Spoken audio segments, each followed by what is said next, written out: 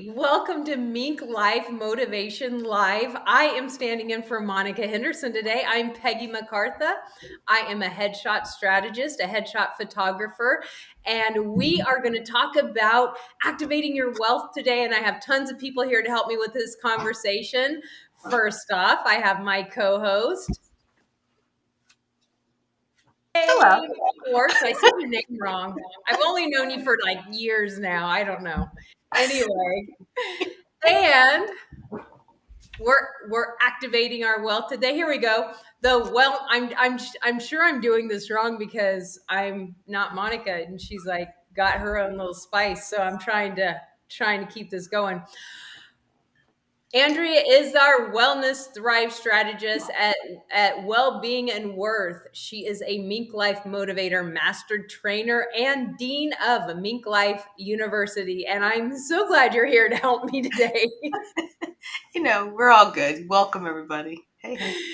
Yay. And also we have Christopher Hampton. I had to look. I was like, crap, what is his last name?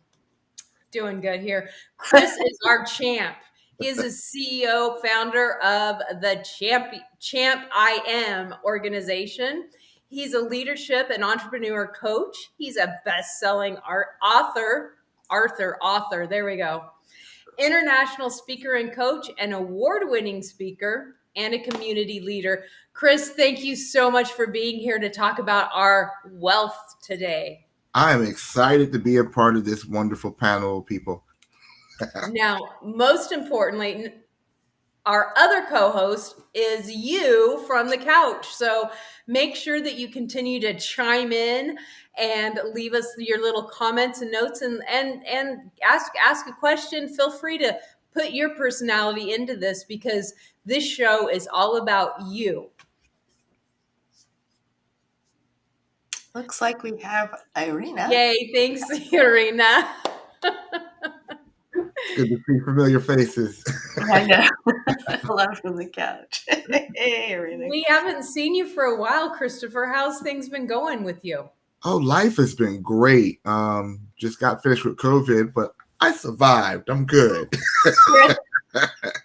I am. But really beyond that, the new year. I'm surrounded by survivors. But the new year has started off great. Opportunities throughout the year starting. And, I love being a part of this great community, the MinkLife community. So this is already starting to be a great year. Awesome. So normally when we have a guest on, we ask them to tell us a fact, maybe an interesting fact about you that none of us know. So there isn't anything written down. So I'm just going to ask you, what is a fun fact about Chris? I lost my family during a whitewater rafting trip. That's not a fun fact, Chris. Yeah, it's a fun fact. It's a fun fact.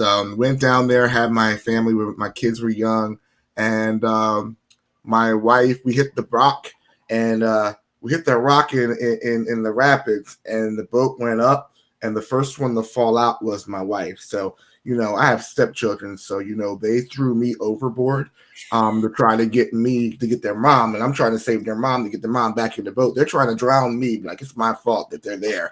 But it was my first leadership lesson of learning to receive help because the guide was behind us and he was willing to give us instructions on how to get our boat straight. So that was my thing. I almost lost my wife and my kids and almost drowned.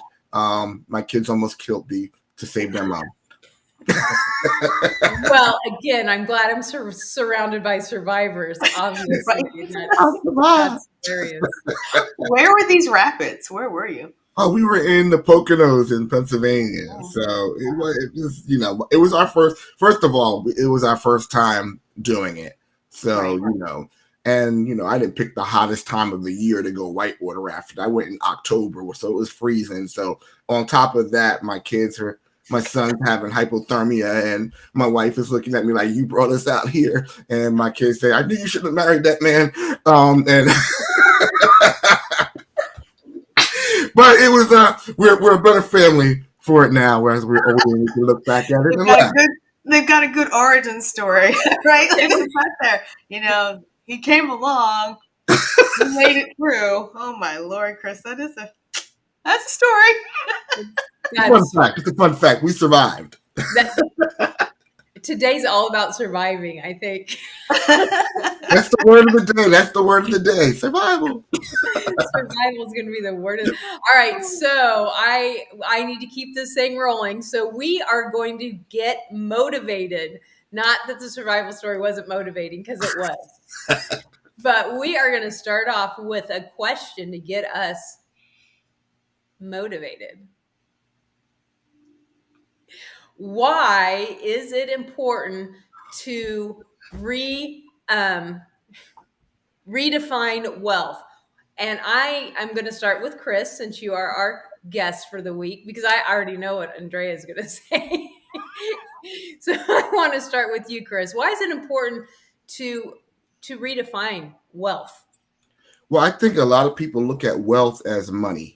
And I think that money is the lowest form of wealth that you have. So when you think about what wealth is, it's having enough, or having the resources to be able to get the job done. So I need to have my emotional wellness. I need to have my relationship well filled. It's almost like banks. You need to have banks that you're constantly putting these deposits in. If you don't know the right definition or the right meaning of something, then you won't be able to apply the resources to the bank. So it's very important to be able to have a good working definition of it, because right now, I mean, we have a lot of people that are just trained to follow the money, and instead of following the heart and the passion and the health behind it. And then you find some very sick, rich people. Exactly. There's a lot of people that have a lot of money and no wealth. And no wealth. I mean, unfortunately, we're seeing people that are quote unquote got it all, and they're giving it all up, and they're giving their lives away, and some of them are even taking their life.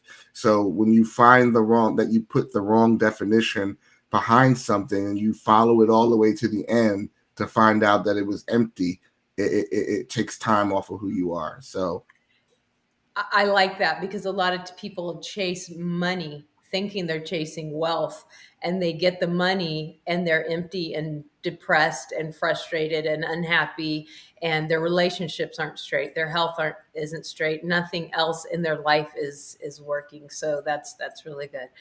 All right, Andrea. So I love your answer, Chris. It so resonates with me, because why is it important? It's like, how are you defining it is key, just like you said. Because if your banks are low, or the reserves aren't there, you start to wonder and question everything, and that emotional, I'll say, poverty of a sense, really erodes the ability to create that material wealth. I love how you said it's the lowest form. I mean, I like to teach people too that we need this money, this currency. It's a currency, this thing to transact through life, so we can realize the things that we want. It's just that, but really, what is it that you want? And how your passion, like so many people are dispassionate now for a variety of reasons, not wholly because they're all just like throwing up their hands, but they're we're victims of circumstance right now, and it's very much, if you haven't built up those banks and defined them for yourself as to what really makes me whole, happy, and wealthy and fulfilled, then for sure this is a trying time, because the things you think that were there, right? And you realize, to your point, I'm glad you included health, because right now having your health is having your institutional, the one and only wealth, before you can do all the other banks of wealth. So I loved that answer, and hope I added something, because yours was really good. I love how you said that the money is currency, and really pointing out that money is currency, and we do need currency to have wealth. We need currency for health. We need these transactions to accomplish the things, even in our relationships, in our health, in every area of our life. But wealth is not currency. And I think to define that and to really split the two apart to where currency is simply currency and wealth is something completely different. Wealth is the ability to live fulfilled in all of your areas of your life, your emotional, your relationships, your physical, and all the other things. So I think just literally saying, calling money currency versus calling money wealth is a big step in redefining that. And I really appreciated that. I really liked that. That was really good. I also think that money is well, no, money is how the currency is how we spend our wealth. We accumulate. So when you look at money, that's one currency. So that currency is going to this bank. When we talk about our health and our diet, that's a currency, and we have to be able to recognize that currency and recognize what country that money is going to work for. So a lot of us are accumulating just in one area and find out we're broke in other areas. And it's like, if we don't know and we don't educate ourselves, we don't come to communities like this and really get, enlightened on, hey, there's more that I should be focusing on, So money's not bad. Money, you need money. So I'm not saying to give up on the money, but you need to focus on other currencies. Like I heard Dr. Fraser talk about that, you should have 7 ways of income or 7 resources of income. So that's 7 ways that wealth can come in, whether you're writing a book and you're getting royalties. That's a way. You got rental property. That's a way. You have all these other ways of getting money rather than just the job was the only one to do it. And when we realize that, it expands our way of looking at life and say, hey, there's more than just one way to get this done. I've never heard the 7, but I have heard that you need more than one, funnel to bring income in. Because if you think about a stool can't be sustained on one leg.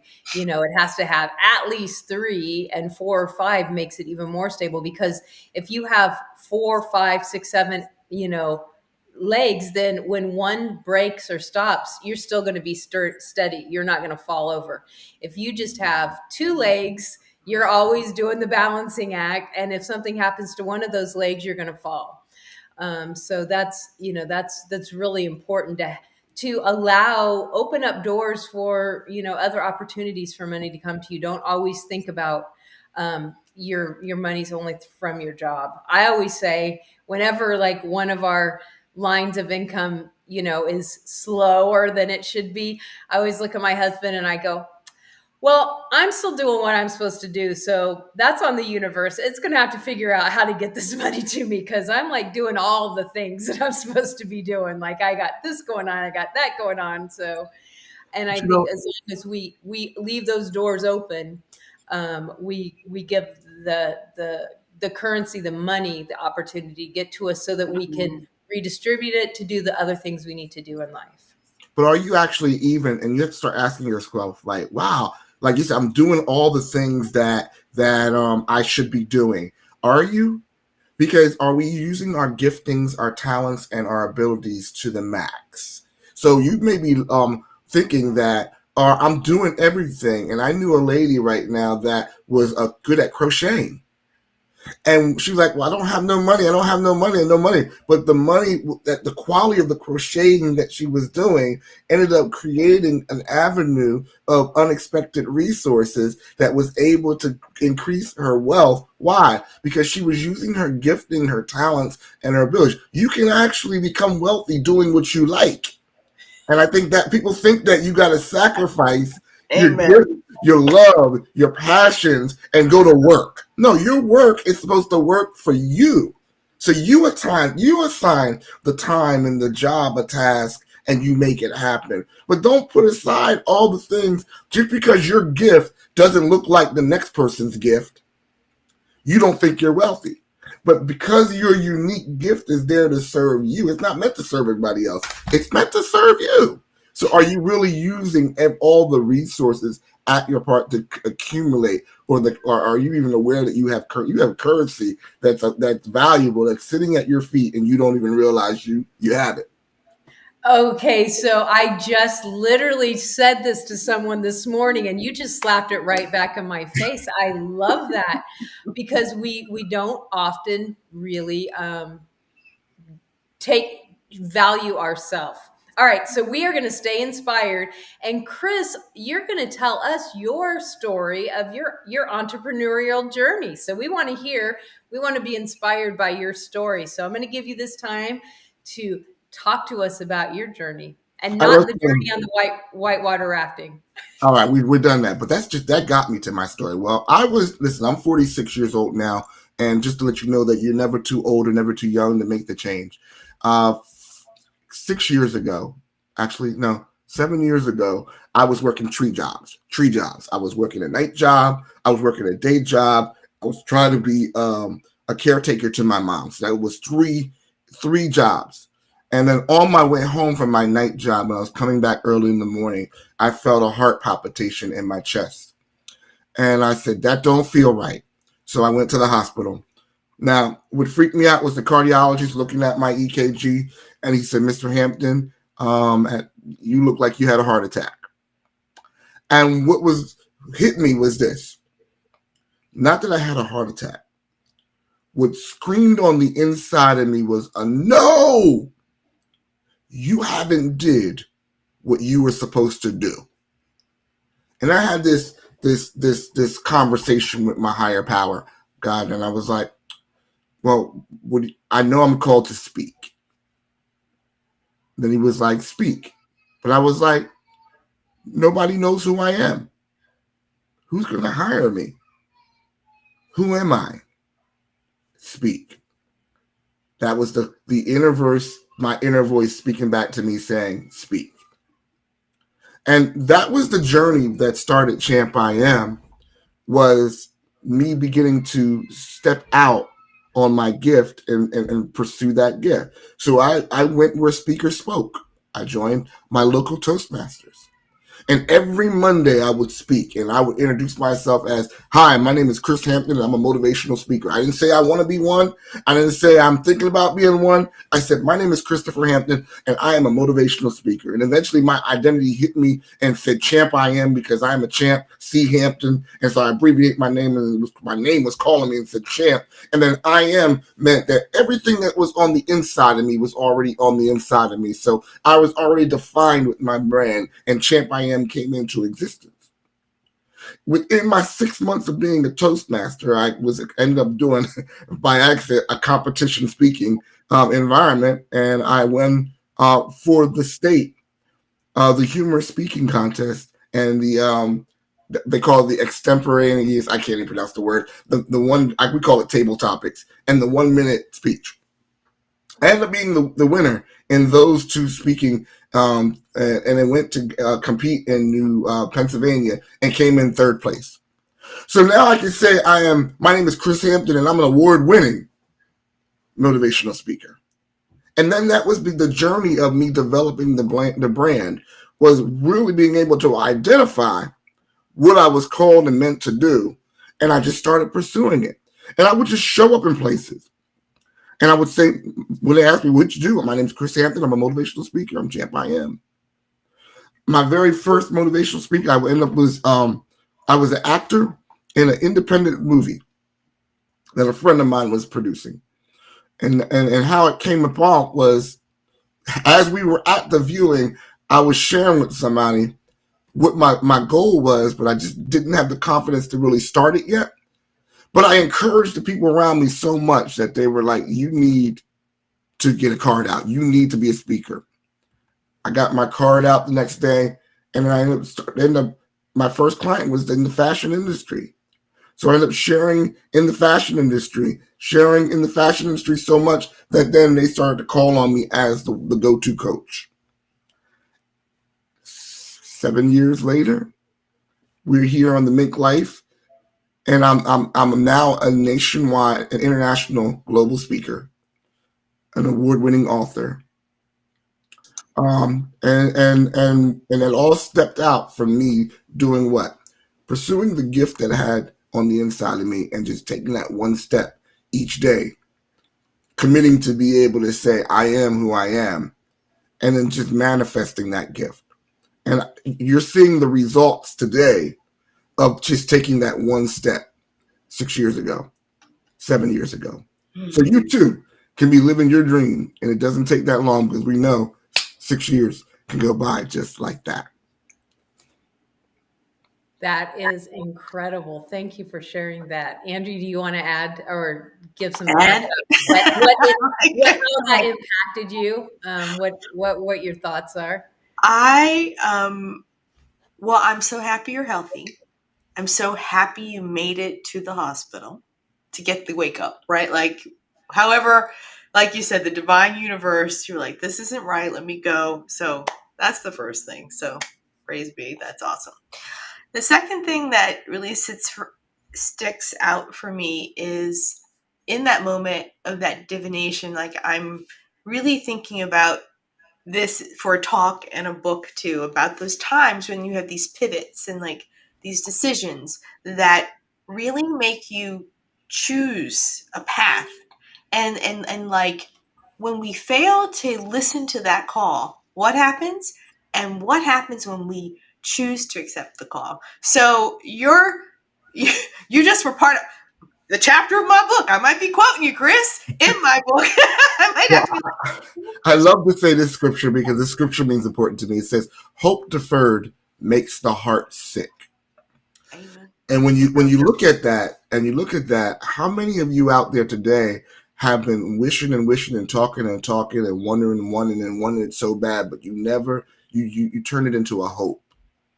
And we're not meant to live off of hope, because what happens is if we live off of hope too long, we be eating nothing.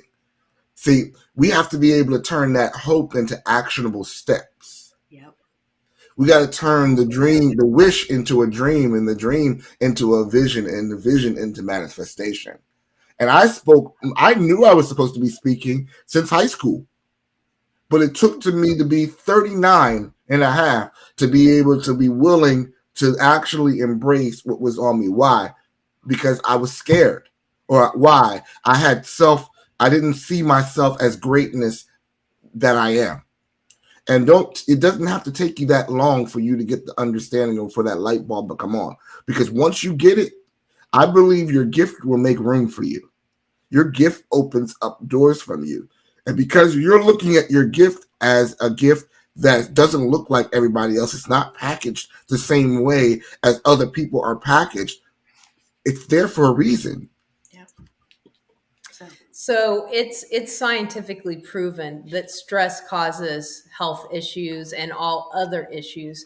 And when you are not living in your gift and you are not doing what you're happy with, then you have stress in your life. It causes stress, and that can cause heart problems, that can cause anxiety, it can cause all sorts of other health issues and emotional issues. So we shouldn't have to get to our have that loud of a wake up call. Thank God you were able to wake up and change your life at that moment.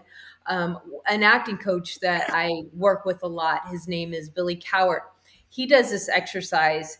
He says, imagine that you're on your deathbed and people are sad. Everybody's around you is sad. And you look at them with a smile and you say, don't worry about it. It's okay because I've done fill in the blank. In other words, how would you comfort people if you were at the end of your journey? Like, what have you accomplished with your life? And think of that now, and then go do that so that you can feel fulfilled and complete at the end of your journey instead of walking in stress. All right, let's keep this rolling. Let's talk about networking now. Everyone knows that here at Mink Life Motivation, we do not believe that networking is what can you do for me? Hey, buy my stuff. Look at me. Look at me. It is how can I help you? How can we get involved helping each other? So there we go. Who should we surround ourselves with to activate our wealth? Who should we surround ourselves with? Andrea, I'm going to start with you on this. Oh, did you mute yourself? Oh, she did.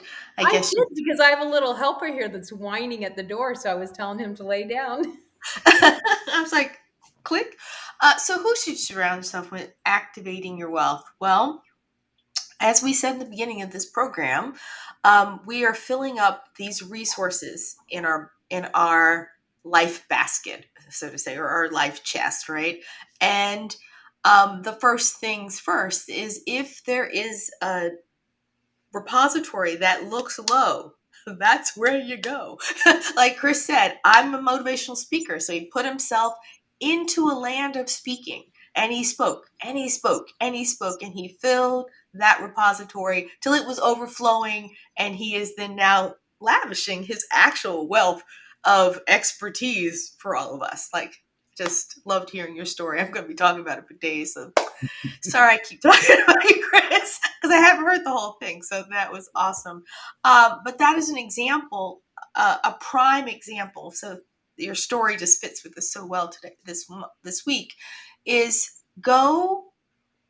People so often don't go where they have the need to fill up.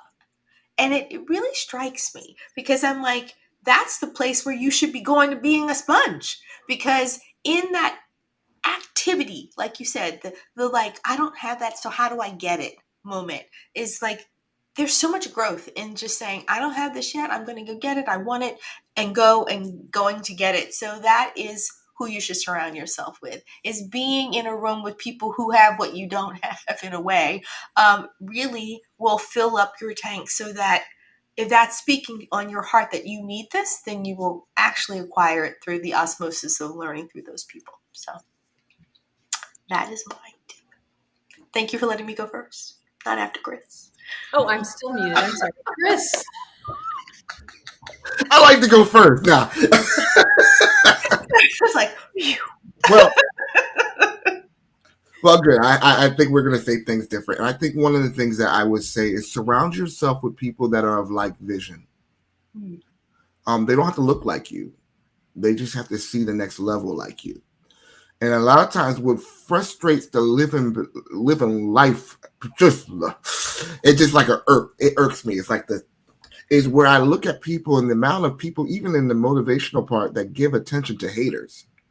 If your haters are around you so much that you have to acknowledge and light up your platform to let people know that you got haters, you're being surrounded by the wrong people.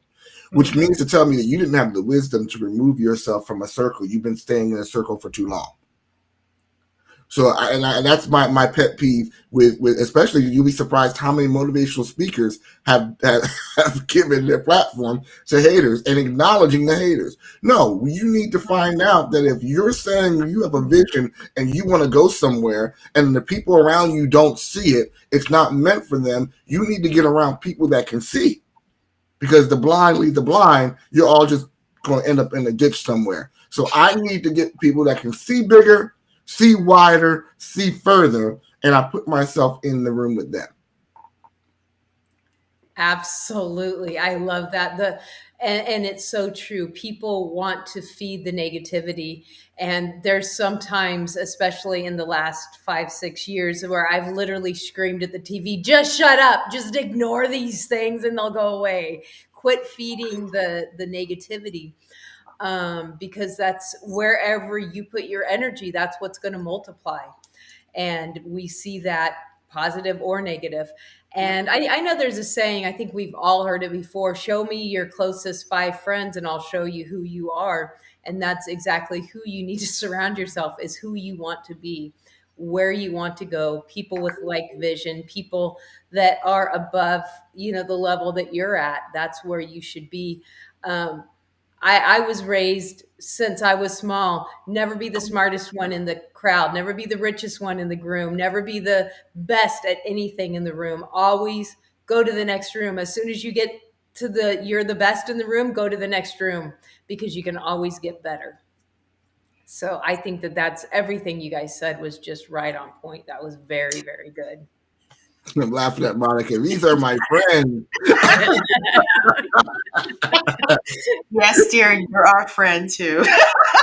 And Monica's the room we hang out in, that's for sure. That chat room gets my ADD going. I'm just It gets ours too.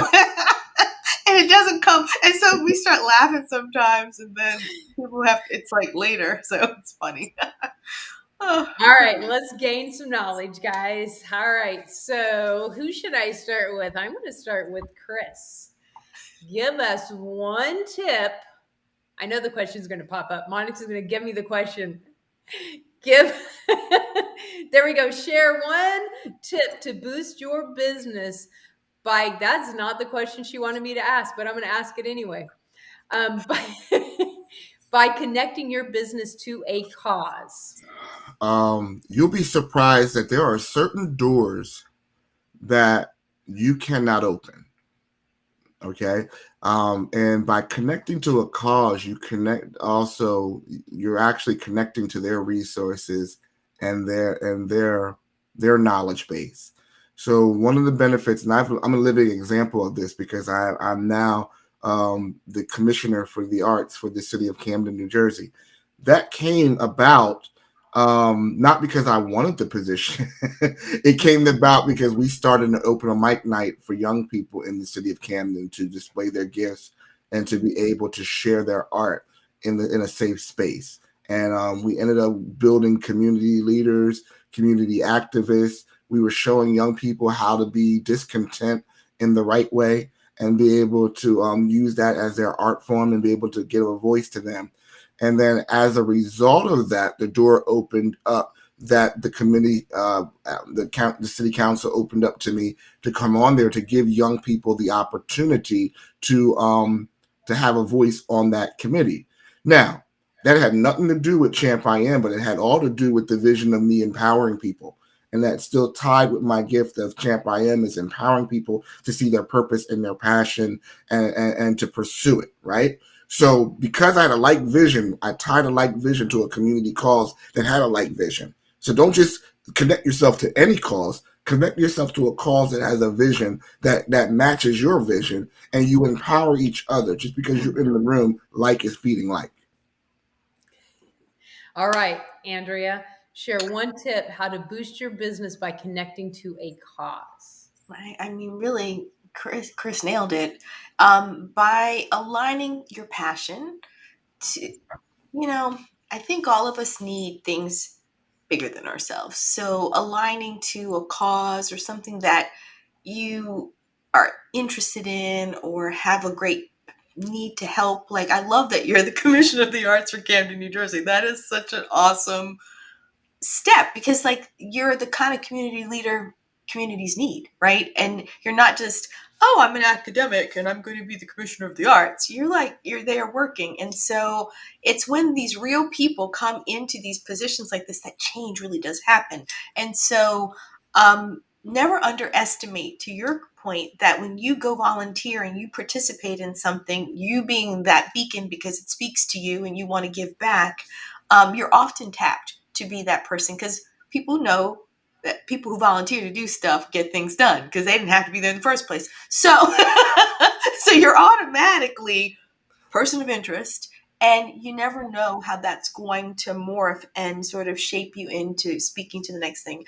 A similar thing happened to me with me once because I had a business once where I worked in women's closets and I do my little thing, and it was more.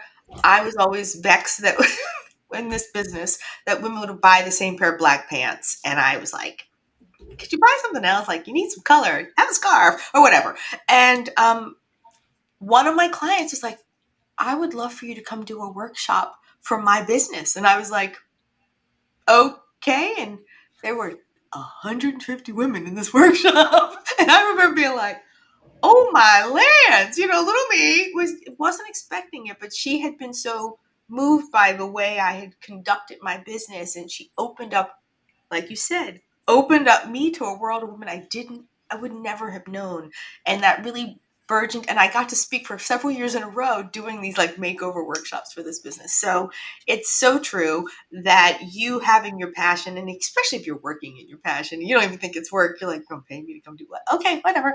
And that just really, really taught me a lot in that one instance because I hadn't really started to work out my whole entity as a business person. So it showed me the way before I knew that that was a thing. So for sure, when you align yourself especially because it's something you already do and you're just doing it because it's something you love, it all works out in the end in a bigger way. I love that. I think I'm going to say something from a little bit of a different point of view.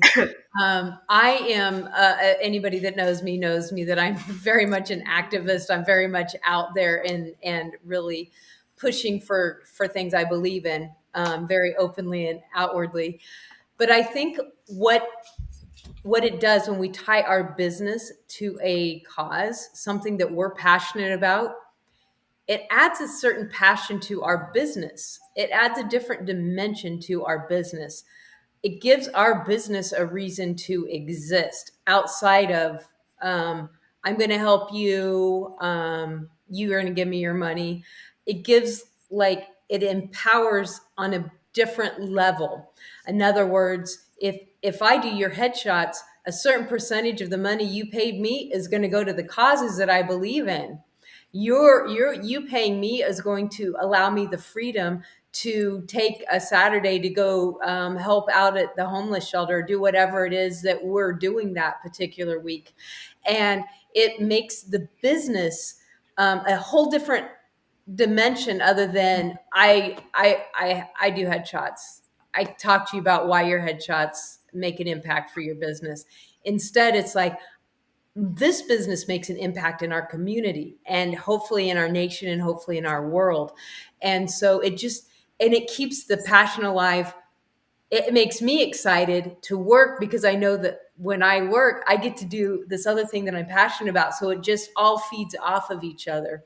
And I think that's something that a lot of people don't think about, is when we're doing something we're passionate about and we allow that to be part of our business, it just makes our business even more passionate than it was before. So I think that's a really good thing to always keep in front of our minds. All right. Announcements. No, that's not how Monica does it. Dang it. She does good though. She does a really good Announcements. announcements. She's probably over there crying. All right, guys, it's time for announcements. So, Chris, tell us how people can get involved with you, how they can buy your books, how they can hear you speak. What is going on with you right now? Oh, I just finished with my first book. That's mine. I was always in contributors to books, but my first book that came out is the Everyday Leadership for Everyday People. So I really want to encourage you to be a part of this symposium that we're doing, because I'll be talking about how to be that everyday leader and embracing the everyday leader. And it just talks about how leadership is about not about position, but all about the influence. And we all have influence, so we need to learn how to develop that skill. And the first part of that book is just really talking about embracing the unique you, that unique leader. That you can go, it's on Amazon, it's on Barnes and Noble books. You can connect with me on Champ I Am. So that's CHAMPIAM .org. And again, I just want to connect with the world. And if you need me as a speaker, keynotes, I do keynotes as well as workshops. So, and I also MC this wonderful faith. So I MC and do a lot of things. So connect with me and see how we can build each other and grow each other's platforms. I'm all about connecting. Absolutely. Andrea, what is new with you in 2022? In 2022, we are just chugging along like Champ said earlier, Chris said earlier, was got over COVID. So I'm so happy to be back at work that it's not even funny. So you can find me a couple ways. First, of course, please go like Andrew Gewirtz over on YouTube. Great. The next thing is you're always welcome to look me up in my Facebook group, or go to my profile and it links to my Facebook group, where I have a group called Weight Loss and Wellness, a 360-degree approach to thrive. I'm all about helping people thrive. And my next big workshop is starting in March. So come on in, join the fun, get to know me, see if somebody you want to work with. And let's do a deep dive into teaching you how to thrive mind, body, and spirit. And that's going to be happening first week of March. So that's what I got going on. So look me up. Yay. And subscribe to her YouTube channel because we're still trying to get her subscriptions up so that she can change her name and do all that cool stuff. So Cool stuff. subscribe to her YouTube channel. Yep. All right. And you can find me at headshotsbypeggy.com everywhere, social media, all over the place. You can also look up my Link app, linkapp.com/Peggy, and you will find out everything you ever wanted to know about me and so much more. Everything's in that Link app. So make sure you go there. Now let's talk about what's going on at Mink Life Motivation. We have our community. We have our courses. We have our conferences. But what's next? Yay. Okay, so I want to talk to you about the incubator. You can read the cards as I'm talking because I was just talking to a friend in the Minkubator earlier today, and I said, what the Minkubator does for me is I've been self-employed my entire adult life. I have always, owned my own business, done my own time.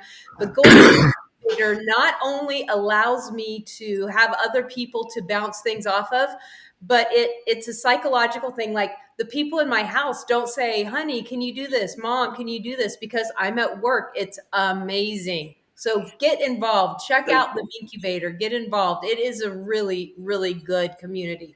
All right. Click that button for me, Monica. Now the symposium is getting ready to start. We have a new date of December 7th, which is one day before my birthday. Go ahead and mark that down. I take cash. February 7th. Whatever. Anyway, February 7th through March 17th. It's 24 days, 24 roundtables, 24 courses, and 72 amazing lectures. You do not want to miss out on this. This is going to be mind-blowing because we are going to find your zone of genius.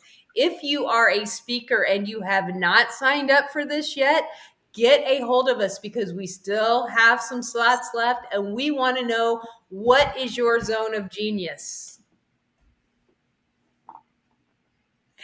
And that concludes our amazing, earth-shaking, rock, mind-blowing show that we had today. Thank you to our producer, Monica Henderson. Thank you to Andrea, and of course to Chris, whose name didn't get on the last slide, and that was my bad. I was in charge of the slides today. Sorry, Chris.